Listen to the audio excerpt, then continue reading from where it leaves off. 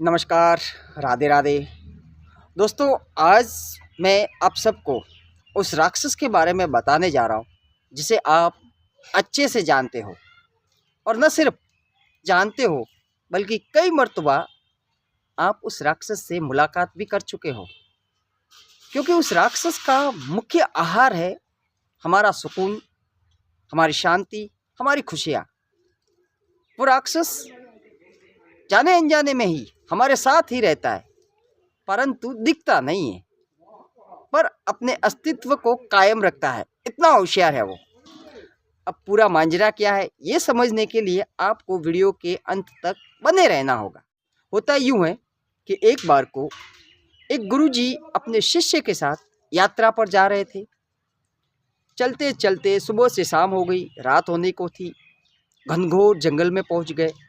अब दोनों के बीच में बात हुई कि भैया यहीं पे आज रात के लिए रुक जाए। आधी रात तक गुरुजी सोएंगे और शिष्य पहरा देगा, और आधी रात के बाद शिष्य सो जाएगा और गुरुजी पहरेदारी करेंगे। तो पहले गुरुजी के सोने की बारी थी, तो गुरुजी फटाक से सो गए, और थकावट के कारण सोते ही गुरुजी को अच्छे से नींद भी आ गई। और थोड़ी देर के बाद जैसे इस शिष्य पहरेदारी पर बैठा था, तो उसे एक आवाज़ सुनाई देती है कि तुम मेरे इलाके में आए हो, मैं तुम्हें मार के खा जाऊंगा। शिष्य इधर उधर देखता है, परंतु उसे कुछ दिखाई नहीं देता। थोड़ी देर बीत जाने के बाद वही आवाज़ फिर से गूंजती है, तुम मेरे इलाके में आए हो, मैं तुम्हें मार के खा जाऊंगा।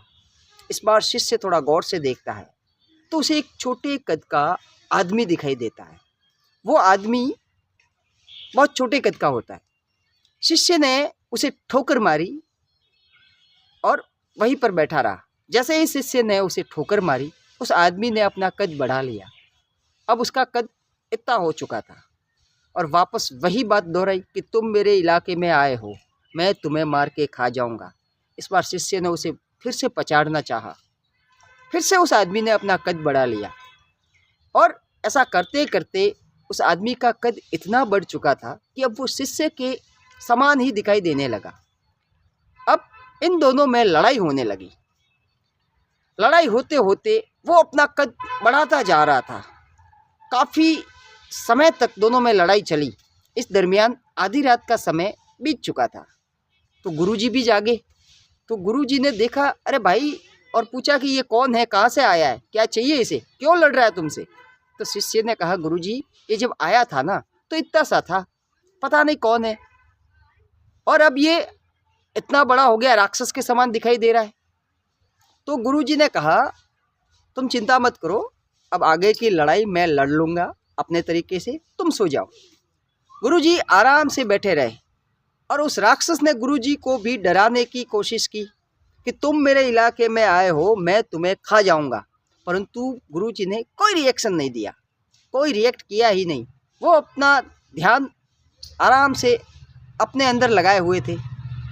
वो राक्षस फिर कहता गया। गुरुजी ने इस बार भी उसे नज़रअंदाज कर दिया, जैसे कोई है ही नहीं पास में। गुरुजी ने उसे देखा तक नहीं, अपना पूरा ध्यान अपने पास ही रखा, अपने तक सीमित रखा, अपने अंदर ही लगाए रखा।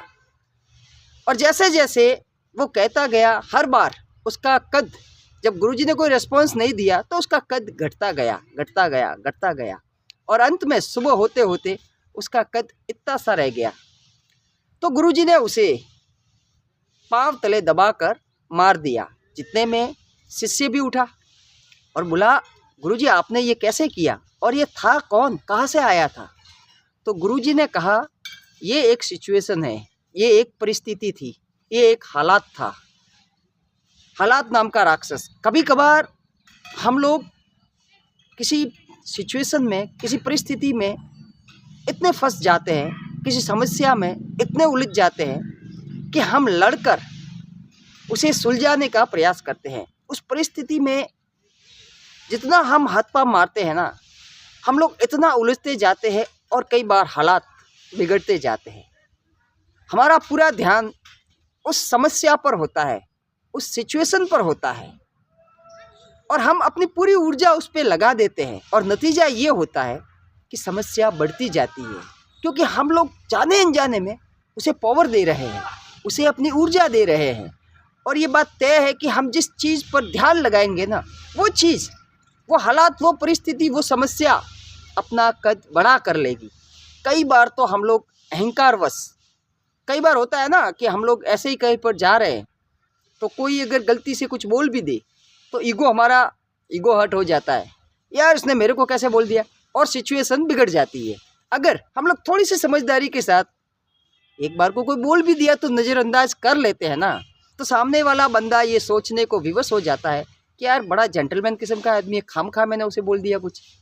जब आप चीज़ों को नज़रअंदाज करना सीख जाते हो ना, तो कई बार बड़ी बड़ी समस्याएं अपने आप सुलझ जाती है।